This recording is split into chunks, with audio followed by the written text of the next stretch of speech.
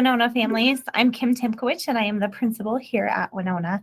And the purpose of our video today is to be able to share with you information and details specific to Winona, especially around our school being a Title I school. So we'll have a little bit of information to share about what that means for our students and the opportunities that it gives to our students to help them be successful. So this is an annual meeting, so every year we're updating this with our most up-to-date information.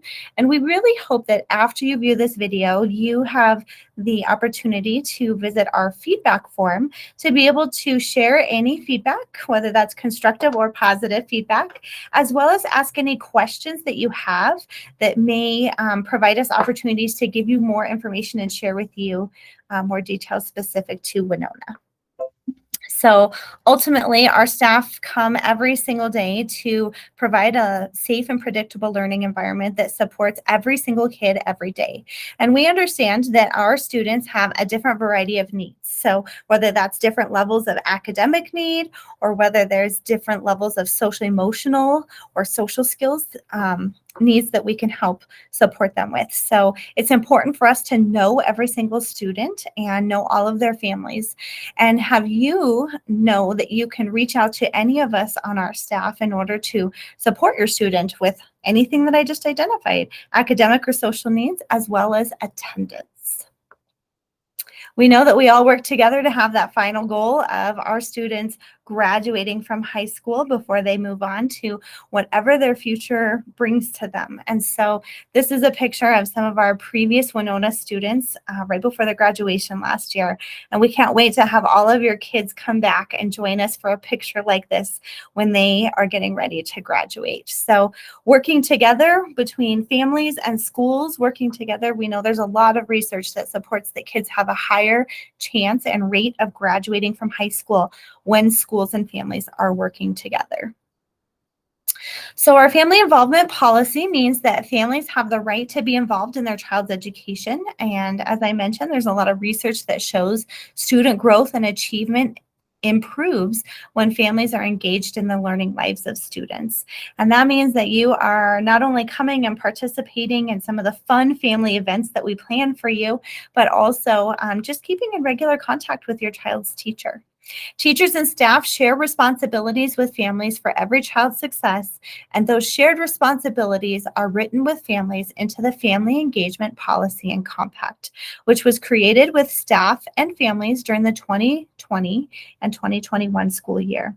That is also linked in the same message as this video recording and available on our website. Ultimately, we know that most families have three big questions. What does my child need to know? So what are the expectations? What do they need to know? How is my child doing in regards to those expectations? And how can I help my child? And so that is our work as a school, is to be able to collaborate with you around those three questions. We are a Title I school that was established by the Elementary and Secondary Education Act of 1965. Title I is the largest single federal funding source for education. It's intended to help ensure that all children have the opportunity to obtain a high quality education and reach grade level proficiency or above. Title I is a federal grant program with funding allocated to states by the U.S. Department of Education and then distributed to local school districts based on regional poverty rates.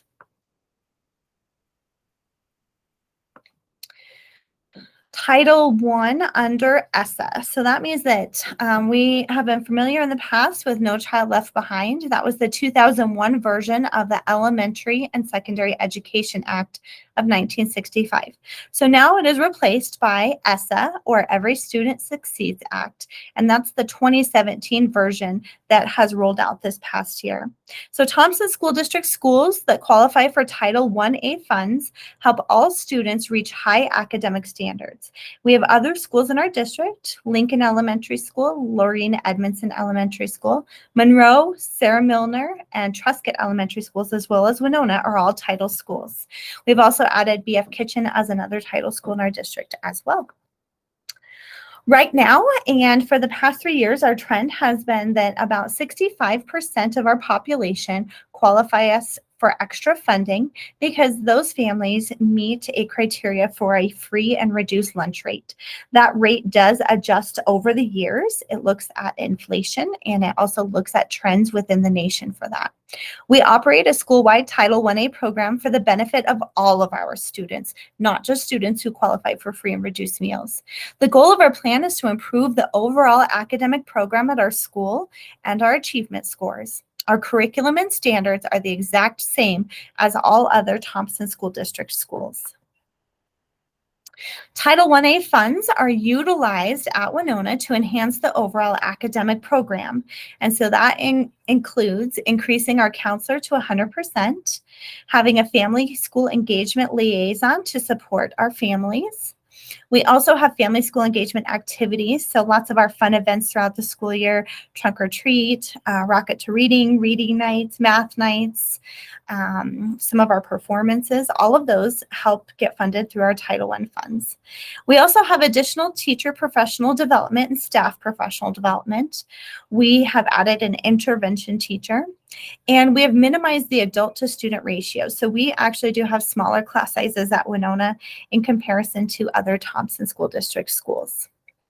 So for our particular funding, we are allocated this year $224,265.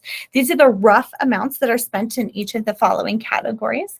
We have $167,000 that goes towards instructional support staff. So that helps us hire extra paraprofessionals and aides to support in classrooms, as well as purchase materials. $6,500 goes to the improvement of instruction or staff professional development.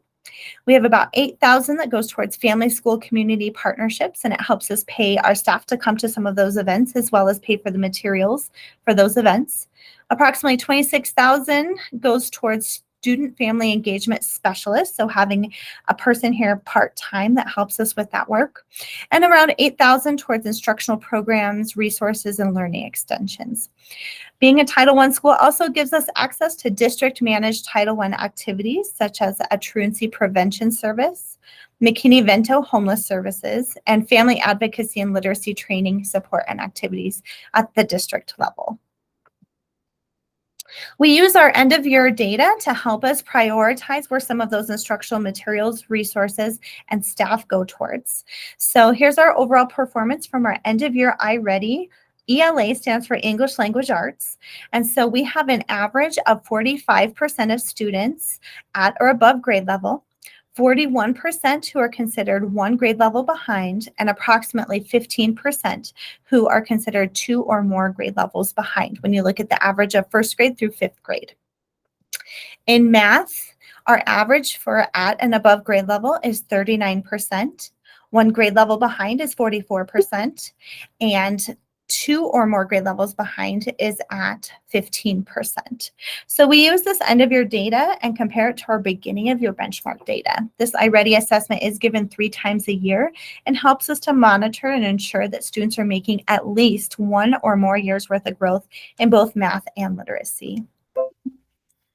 Our school improvement plan also supports this initiative and this work of making sure that students are catching up to grade level or above. And so our 3 goals are around increased academic achievement. So at Winona, our goal is to score at or above the performance level of our state and district with our state assessments. So those are the CMAS tests that are given to 3rd, 4th, and 5th graders at the end of the school year. For foundational literacy, our goals are around intentional planning, practice, and monitoring of those foundational literacy skills that students need to be successful with in order to be able to continue their path to reading fluently and comprehending and understanding what it is they're reading. And then we will make sure that kids are reading at grade level and we're giving them a lot of access to texts that are right at their grade level. We also have some improvement efforts around attendance and family engagement. We want to ensure that our families have a clear understanding of what their student is learning, how they're performing, and how they can support their student at home, which may not always be academic support. When families feel more connected to school, attendance rates are typically increased as well. We do have an attendance goal of receiving 95% attendance rates by the month for all of our kindergarten through 5th grade students. There is such a high correlation of students' attendance rates and their long-term progress towards graduating from high school. So sometimes families wonder, like, what's an appropriate amount to be absent? And so if your student is absent one or fewer times, then you have a low risk for chronic absenteeism. 2 to 3 times a month means there's some risk for chronic absenteeism, and more than 3 times a month, you're at high risk for chronic absenteeism. And we know that based on research, when a student improves their attendance rates or has a high attendance rate, they improve their academic prospects and chances for graduating. And sometimes it's hard to think, oh my gosh, I just have a kindergartner or first grader, but there actually is a lot of research that supports attendance rates early on in school really set the pace for future progress and percentages of time for students to be at school. If you need any help with getting your child to school, we're more than willing to help work with you on that. We do have some family involvement practices to offer up if you would like to be more involved at your child's school. Families can arrange to meet with myself, collaborate with teachers, participate in classes and workshops that we offer, receive and understand student data. We'll always be sending home information, whether that's schoolwork or whether that's actual assessment data, for you to understand how your child is progressing. And this will be a priority for our collaboration as a school with our families. It's really for you to know exactly what your children are doing really well with, and then what their next steps and goals are set around. You can join the Winona Community Partnership Team. We call it WCPT. We'll give you notification ahead of time, not only when that meeting is, but also what the topics are. This committee analyzes school data and participates in problem-solving discussions together, as well as planning some of our fun school events that we have coming up. We'd love for you to be able to share your ideas and let us know how we're doing, how well we support our families as partners in education, and how we can improve. So please visit the attached survey to give us your feedback. One of the questions we'll ask if you would like a follow-up callback or contact after your survey is sent in, and we'll make sure to do that with you within the next few weeks.